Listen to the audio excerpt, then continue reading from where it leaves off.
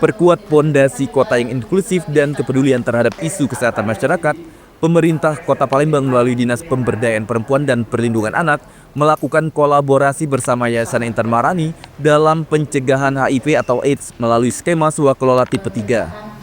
Syahri selaku Ketua Yayasan Intan Maharani mengatakan, pertemuan ini merupakan tindak lanjut dari kolaborasi yang telah terjalin sejak beberapa tahun lalu. Diketahui, Yayasan Intan Maharani merupakan organisasi masyarakat sipil yang aktif dalam isu kesehatan masyarakat, khususnya HIV atau AIDS. Pihaknya juga siap mendukung pemerintah melalui mekanisme kontrak sosial atau swakelola tipe 3 yang saat ini menjadi pendekatan strategis pemerintah dalam menggandeng organisasi masyarakat sipil. Menambahkan, Dewi Isnaini selaku Kepala Dinas Pemberdayaan Perempuan dan Perlindungan Anak dengan banyaknya dukungan serta kolaborasi dengan banyak pihak akan semakin memperkuat pondasi kota yang inklusif dan peduli serta menekan angka isu-isu kesehatan di lingkungan masyarakat.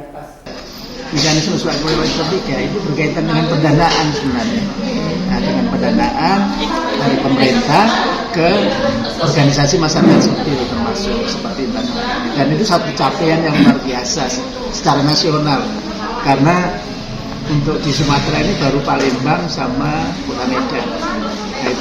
Nah, jadi ini satu capaian yang luar biasa kerjasama kami dengan Dinas PPP. Sampaikan misalnya ada permasalahan tentang bagaimana menanggulangi misalnya penyakit masyarakat terdekat. Kami sebagai narasumber seperti psikolog kita yang kita dijadikan, atau juga kami mempunyai program bagaimana menjelaskan kepada masyarakat yang terganggu anak-anak remaja yang mengalami misalnya kekerasan. Jadi Maharani yang mempunyai integritas profesionalnya, mereka kita yang undang.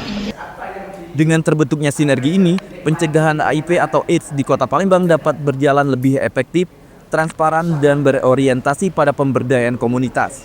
Dari Palembang, Sumatera Selatan, Erwin Setiawan iNews melaporkan.